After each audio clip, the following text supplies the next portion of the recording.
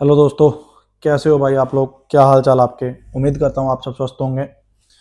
तो आज बहुत ही इंपॉर्टेंट बात करने जा रहे हैं। एक टॉपिक है हमारे पास आईबीपीएस क्लर्क एग्जाम के रिगार्डिंग। जैसा कि आप सबको पता है कि अपना जो एग्जाम है वो नवंबर में है। नवंबर 29 को डेट है जिसका।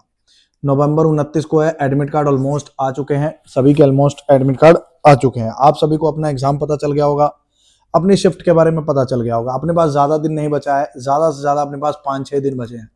तो लास्ट 5-6 दिन को हम कैसे यूटिलाइज करें ताकि इस अच्छे से यूटिलाइज करने के बाद हमारा एग्जाम में किसी हाल में 5 से 7 नंबर इंक्रीज हो जाए या 10 नंबर इंक्रीज हो जाए। मेरा टारगेट ये है आपको कुछ पॉइंट्स बताना। किन पॉइंट्स को ध्यान में रखते हुए मेरी बात बता दूं तो मैंने आईबीपीएस क्लर्क भी निकाला हुआ है और एसबीआई क्लर्क भी निकाला हुआ है। मैंने सेम स्ट्रेटेजी के साथ दोनों एग्जाम निकाले थे, बिल्कुल सेम स्ट्रेटेजी फॉलो की थी।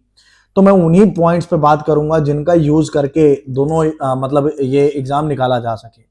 देखो भाई, अपने को 30 मार खान नहीं बनना है, एक बात तो समझो ना। पहले सबसे पहले तो मैं आईबीपीएस क्लर्क का एग्जाम देने जा रहा हूं। आईबीपीएस क्लर्क का मेंस का बात कर रहा हूं, पीओ के मेंस का बात नहीं हो रहा है यहाँ। क्लियर? तो एक बात दिमाग में रखो कि एग्जाम इजी है। सबसे पहले ये बात दिमाग में याद रखो कि एग्जाम इजी है, जरा भी पैनिक नहीं होने का। नो पैनिक, ठीक है ना? Very easy exam, very easy exam. तुम बोलोगे सर वेरी इजी हाउ? तो देखो यार, है एक्चुअल में प्रीलिम से थोड़ा सा आप ही है, ठीक है ना?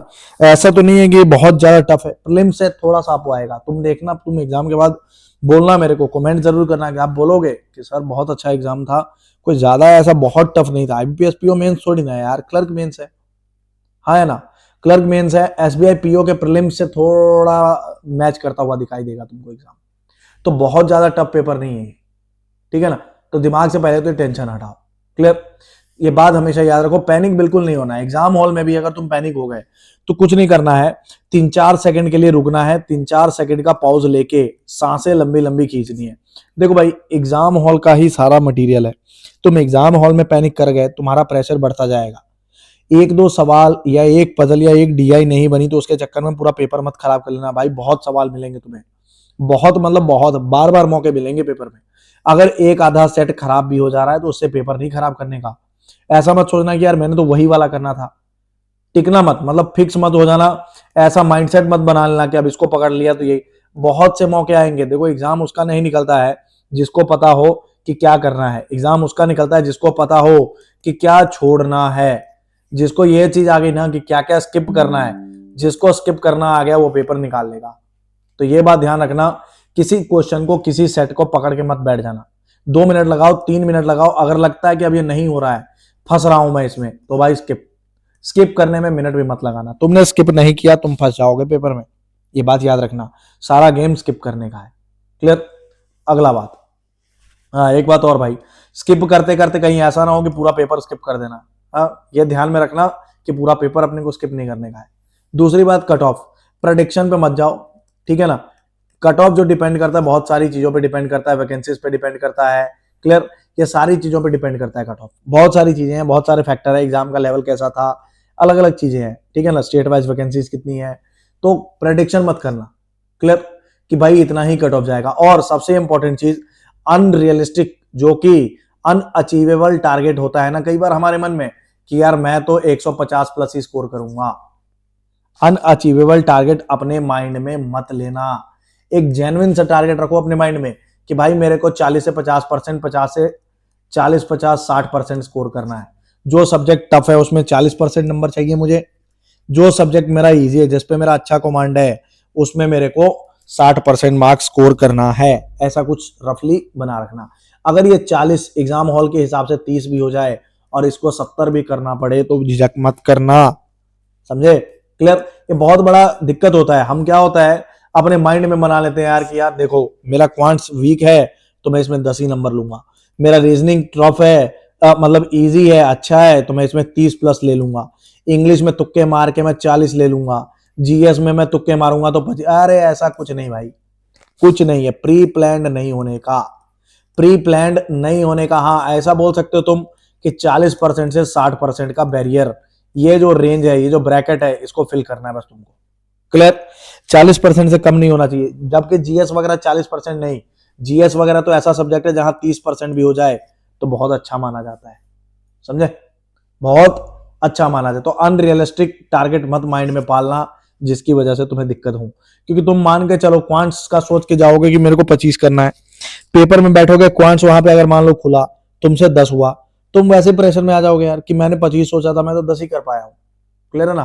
तो इन बातों पे मत जाना भाई। अगली बात करें सब्जेक्ट वाइज की बात अगर मैं करूं तो सब्जेक्ट वाइज जो चलने वाला है, ठीक है ना, ये बात ध्यान रखना, ये परेशान करता है आदमी को यार। हमने पेपर दिए, हमने पेपर क्रैक किए, हमें मालूम है कि कौन सी चीजें हैं जो स्टूडेंट को बार बार परेशान करती हैं। अगली चीज है सब्जेक्ट वाइज की अगर मैं बात करूं तो सबसे पहले क्वांट्स। तो टॉपिक्स ध्यान रख लो, तुमको क्या क्या करना है, तुमको मोस्टली फोकस किन पे करना है, ठीक है। तो जितना सेट मर्जी आ जाए डीआई का, तुम्हें पहले तो फाइंड करना है पेपर में, पहले 2 से 3 मिनट लगा के ना पूरा पेपर का जितना भी क्वेश्चन है 40 45 50 जो भी क्वेश्चन है सेक्शन वाइज, तुम्हें सारे क्वेश्चन देखने हैं, सारे क्वेश्चन देखने हैं भाई। ऐसा ना हो कि टाइम खत्म होने के बाद फील आए कि यार पीछे इजी क्वेश्चन बचा हुआ रह गया ना। जैसे ऐसे होता है ना, ये 1 2 3 4 5 6 7 8 9 10, तो इसमें ऐसे दे रहो, पहले 1 पे गया, 4 पे गया, 8 पे गया, 13 पे गया, ऐसे जाते जाओ। तुम्हें अगर पजल दिख रहा है 5 पे, पजल दिख रहा है ब्लड, सुनना भाई बहुत इंपॉर्टेंट बात बता रहा हूं, मैं यही करता था। 5 नंबर पे डीआई की बात कर लेते हैं, पजल की ही बात कर लेते हैं।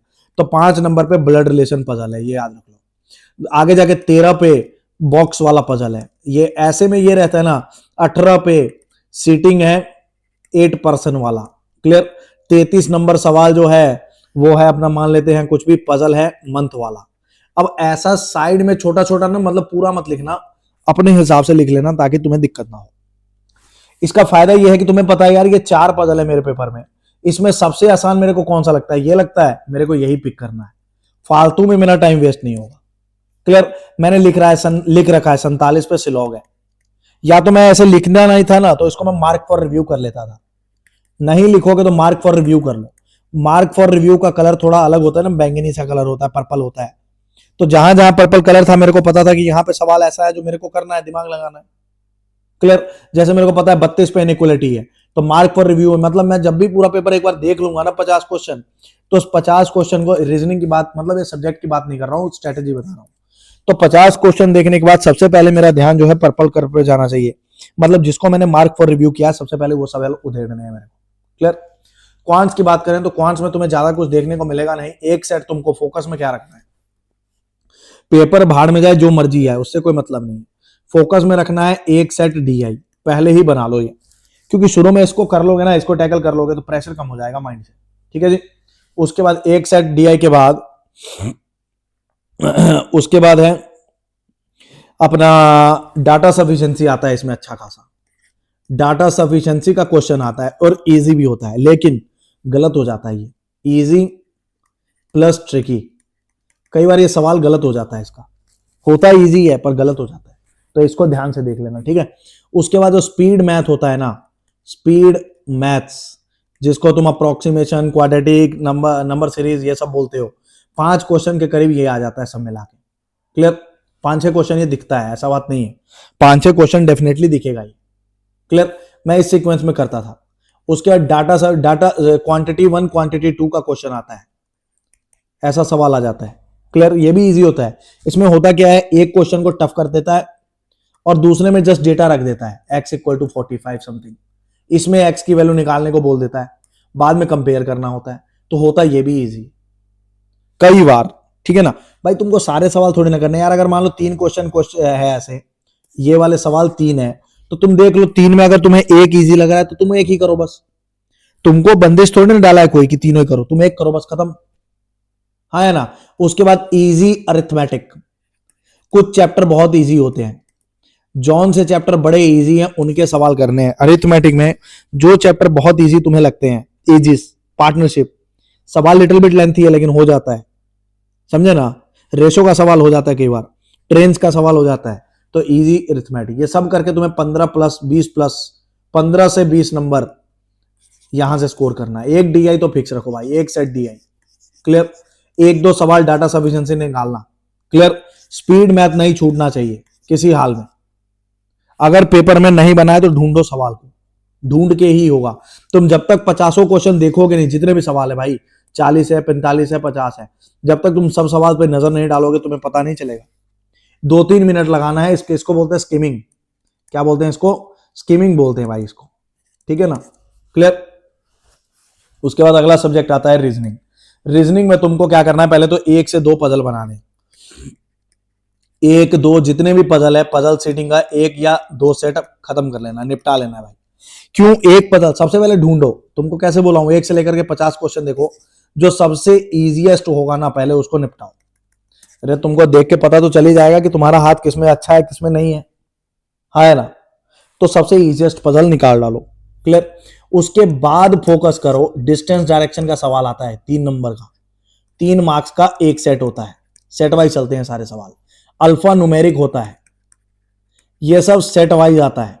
डाटा सफिशिएंसी इसमें भी आता है, डाटा सफिशिएंसी इसमें भी आता है। क्लियर? हाँ, कई लोग बोलेंगे तुम्हें कि इनपुट आउटपुट को कर लो। यार इनपुट आउटपुट है, अच्छा है, नो डाउट, गुड है ये, लेकिन ये ट्रिकी भी तो है।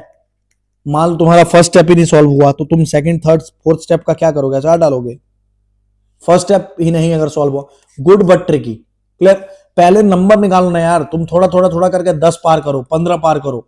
जब तुम थोड़ा थोड़ा करके आगे बढ़ोगे कॉन्फिडेंस बूस्ट होगा, फिर ये भी सॉल्व होगा। लेकिन शुरू में ही टफ पकड़ लिया, मोरल डाउन हो जाएगा, कुछ सॉल्व नहीं होगा।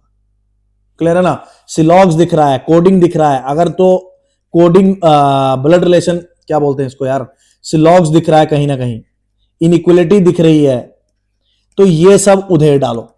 एक पजल का सेट पहले बना लो ताकि दिमाग से बर्डन कम रहे कि भाई मैंने कम से कम एक तो कर लिया ना, क्योंकि एक बनाना है। अगर 15 मिनट भी लगा दिए तो दिमाग पे टेंशन नहीं रहेगा। भाई तुमने पहले पहले ये कर दिया, बाद में तुम्हारे पास टाइम कम बचा है, तो फिर वो पजल भी नहीं होगा ना। पजल कहां होगा फिर? प्रेशर में और नहीं होगा, सिटिंग भी मतलब। तो इसीलिए मैं क्या करता था, मैं स्टार्ट में ही पजल या सिटिंग एक आधा निपेड़ लेता था। उससे क्या फर्क पड़ता था? उससे ये होता था कि यार 15 छोड़ 20 मिनट भी लग गया तो मुझे पता है कि मैं 20 मिनट शुरू शुरू में लगा सकता हूं, एक सेट करके साइड ही किया। समझ आया? इस हिसाब से चलना है, इस हिसाब से चलता था मैं। क्लियर? इस हिसाब से मिसलेनियस सवाल आते हैं, 3 सवाल होते हैं मिसलेनियस।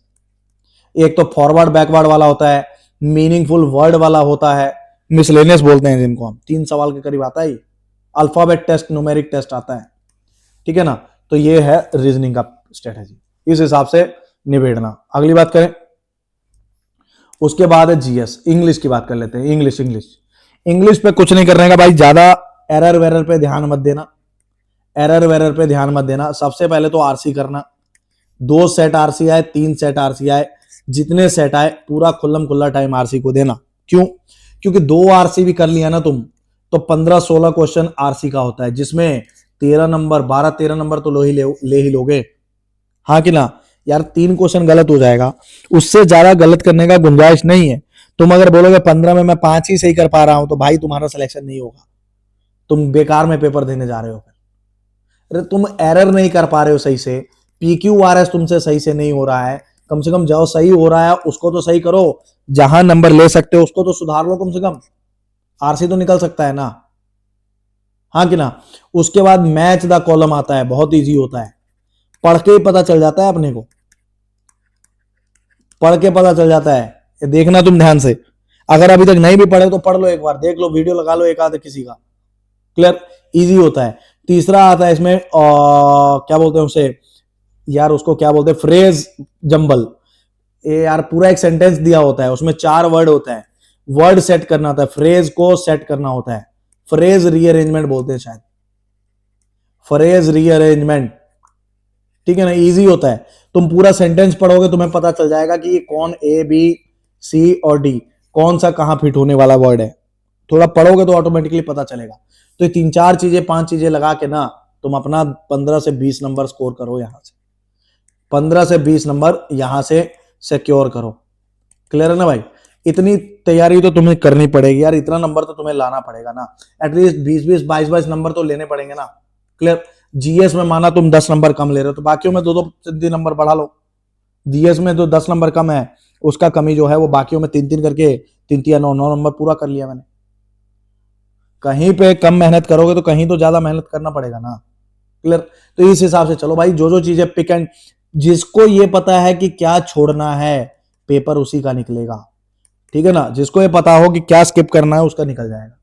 जो पकड़ के बैठा रहा, अटकता रहा, अटका रहा, उसका भाई पेपर नहीं निकलेगा, फिर ये बात ध्यान देना, उसका पेपर नहीं निकलेगा। Clear. Last but not list GS. भूल जाओ, जितना हो गया, नहीं हुआ छोड़ दो। मैं सीधा बोलूंगा, जो हो गया। क्लियर है। जितनी तैयारी हो गई, अब कुछ नहीं हो सकता, 4-5 दिन में कुछ नहीं कर सकते हो। लास्ट मोमेंट पे तुम ये हो सकते हो, जो शॉर्ट टॉपिक्स हैं, पढ़ लिया है तो उनका रिवाइज कर लो, नहीं पढ़ा है तो उनको याद कर लो। Short topics like awards, appointments, अगर तो पढ़ लिया हुआ है, बुक्स एंड ऑथर्स, उसके बाद ओबिचुरीज, ठीक है ना, अपना क्या बोलते हैं उसे, कॉन्फ्रेंस एंड समिट्स, ठीक है ना। तो ये सारी चीजें जो है ना, अगर हो गई हैं तो वेल एंड गुड, अगर नहीं हुई है तो फिर इनको प्रिपेयर करके रख लो। लास्ट 4-5 दिन में यही कर सकते हो।